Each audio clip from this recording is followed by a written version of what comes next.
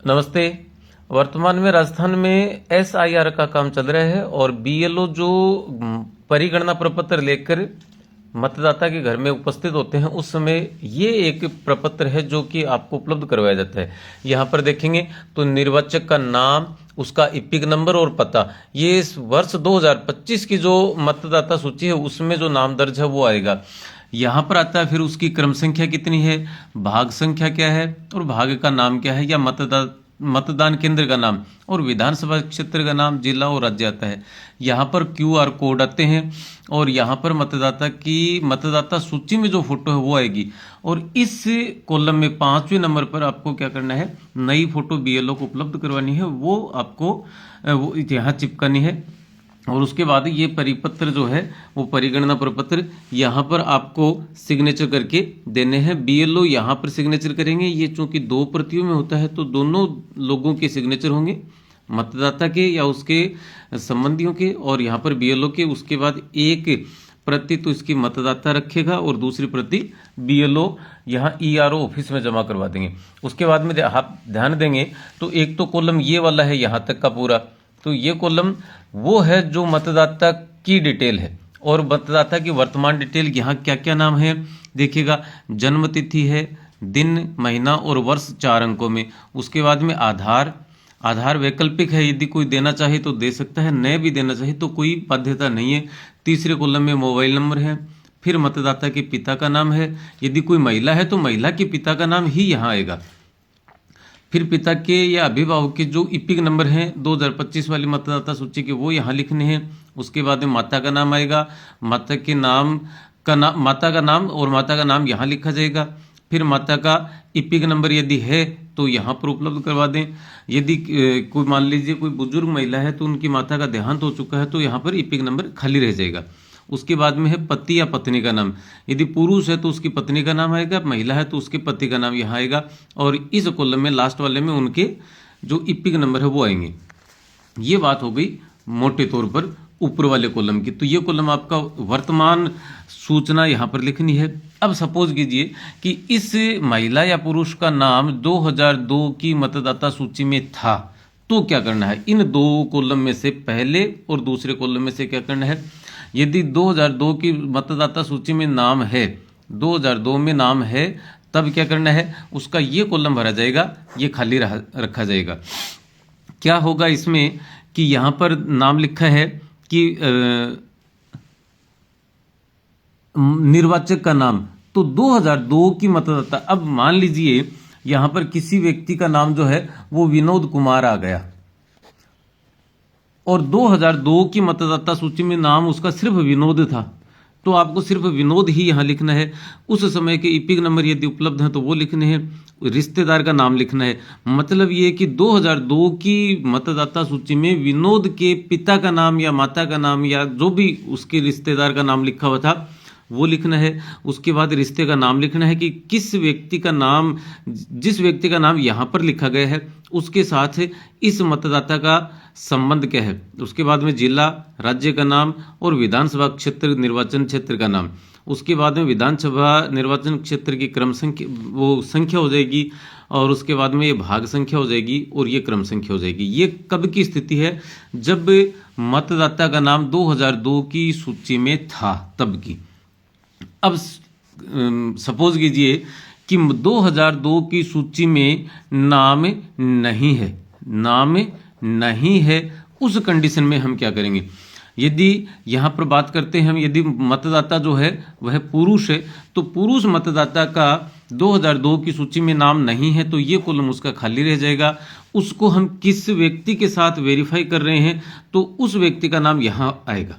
अब यहाँ पर किसका नाम आएगा, सपोज हमने विनोद का काम कर रहे हैं, अब वो विनोद कुमार है लेकिन उस समय 2002 की मतदाता सूची में उसका नाम नहीं था, तो उसके लिए क्या करना है, यहाँ नाम वाले कॉलम में उसके पिता का जो भी नाम लिखा हुआ है, जैसे हम मान लीजिए मंगलाराम नाम लिखा हुआ था तो विनोद के पिता का नाम मंगलाराम यहाँ लिख दिया।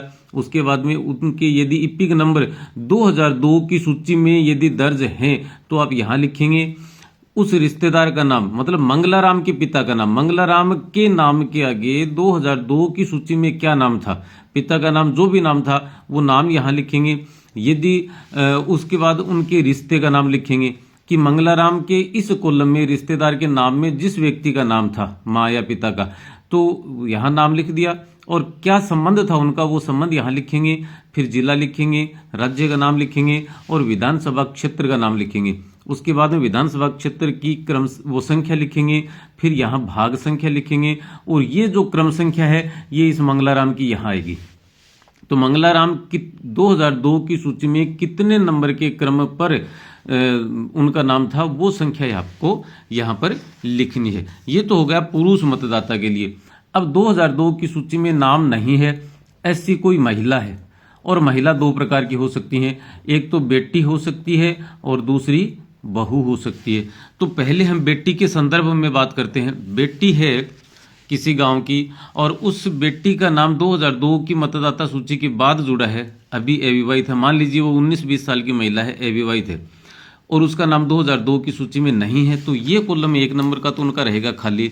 2 नंबर की यदि हम बात करेंगे तो उस महिला मतदाता के पिता का नाम यहाँ आएगा, उनके इपिक नंबर यदि उपलब्ध हैं तो यहाँ लिखे जाएंगे। अब ये जो उसके पिता का नाम हमने लिखा है, महिला का बेटी का नाम यहाँ बेटी के पिता का नाम लिखा है, इस व्यक्ति के पिता का नाम 2002 की सूची में क्या था वो नाम यहाँ लिखा जाएगा।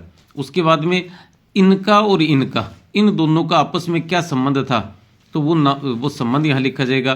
फिर जिला, राज्य, विधानसभा का नाम, विधानसभा की संख्या, भाग संख्या, और यहाँ जिस व्यक्ति का नाम लिखा है उसी की क्रम संख्या 2002 की सूची में क्या थी वो क्रम संख्या यहाँ पर हमें लिखनी है। अब बात करते हैं ऐसी महिला जिसका नाम 2002 की मतदाता सूची में नहीं है और उसकी शादी हो गई, वो किसी दूसरे गांव में ब्याह दी गई या दूसरे गांव में उसकी शादी हो गई।